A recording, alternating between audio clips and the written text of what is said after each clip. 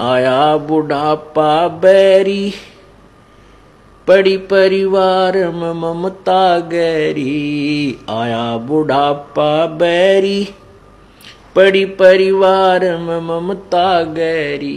पोता ब्यालो या मन में रहरी, हेली करवा जो खड़ी, रहेली करवा जो खड़ी। हेर नर दोख दोख लुट गया आगी अंत घड़ी। बुढ़ापे में क्या सोचा है बुजुर्ग? देखो पोता पोती हुए पाछे बच्चे सारा कमांड संभाल लेते हैं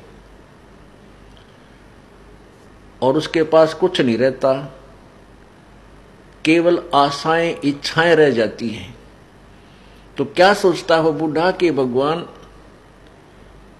पोता ब्याह लो, ये पोता मेरा ब्याह आ जाए मेरी आंखों के सामने, बस आनंद काया हो जाए और एक हवेली बना दूं, वर्तमान के शब्दों में कोठी, एक कोठी और बना दूं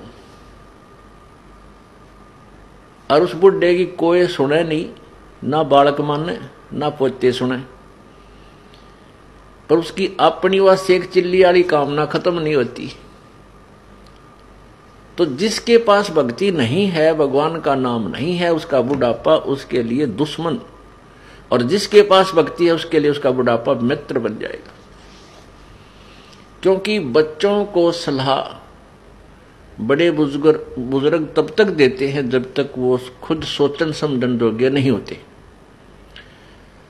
और ये भी हमें भगवान के तत्व ज्ञान से ये भी हमें पता चल जाता है कि इस बच्चे के भाग्य में जो है वही मिलेगा।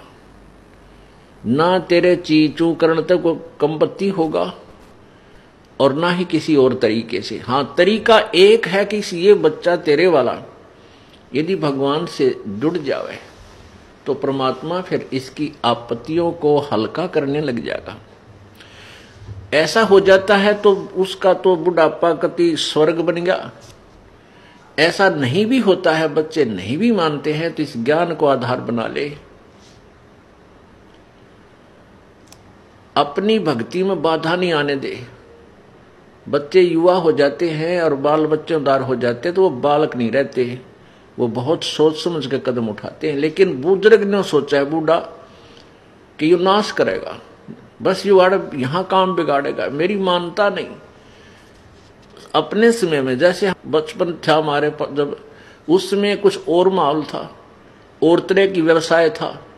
अब इस उम्र में हम 59-60 साल के हो गए, 58 वर्ष के, अब कितना परिवर्तन हो गया। अब हम बच्चों को उस अपने पुराने हिसाब से सेट करा तो कैसे होंगे? हमारी सोच तो 50 वर्ष पुरानी है। तो इस दृष्टिकोण से आधी लड़ाई हम आप बना ले बुढ़ले। तो इनको चाहिए जिनको नाम ले लिया, अग बेटा भगवान ने याद रखो और नेक नीति तक काम करो, परमात्मा बरकत जरूर देता है आपके किए कर्म का।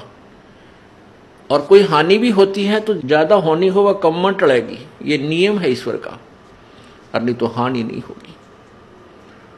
तो इस तरह विचार करके अपनी भक्ति करता रहे। बच्चे कोई सलाह मांगे तो जिसी बुद्धि काम करे दे दे, बेटा मेरी तो इतनी बुद्धि काम करे है, और आप बुद्धिमान हो और भी किसी आपके साथी सहयोगी से सलाह करके इस काम को कर लीजिए। होना है फिर परमात्मा के अधीन, क्योंकि हम उस मालिक के कंट्रोल में हो गए। अब हमें आउट ऑफ लाइन नहीं जाने देगा परमात्मा। जब हम उसकी शरण में हैं, उसके उपदेश ले लिया है, उसके नियमों का पालन कर रहे हैं, तो वो परमेश्वर हमें बिल्कुल ठीक लाइन पर चलाएगा, बाहर नहीं जाने देगा। इसलिए बूढ़ा बुजुर्ग जो है अपने उस बुढ़ापे को फिर बहुत आसानी से पूरा कर जाएगा। नहीं तो ये शत्रु है, आया बुढ़ापा बैरी। जितना वृद्ध होता जाएगा, क्योंकि 2 बेटे 2 बेटी, फिर उनका 2-2 3-3 संतान है। अब पोते के गड़बड़ होगी तो बूढ़ा दुखी, पोती का होगी तो बूढ़ा दुखी, बेटी का होगी तो बूढ़ा बुजुर्ग बुढ़िया दुखी हैं। तो कितनी कहां तक की आपत्तियां आने के लिए रास्ते खुल गए। और भगवान की भक्ति में जुट जा खूब डट के, और फिर ये भी होगा कि राम नाम पर जुड़ गए तो निश्चिंत हो गए, जो नाम पर नहीं लगे हैं तो संतोष हो जाएगा, भाई अपना कर्म मिलेगा बच्चे को, थोड़ा दुख होगा घना नहीं होगा। तो इस प्रकार हम अपने इस जीवन को सफल करेंगे।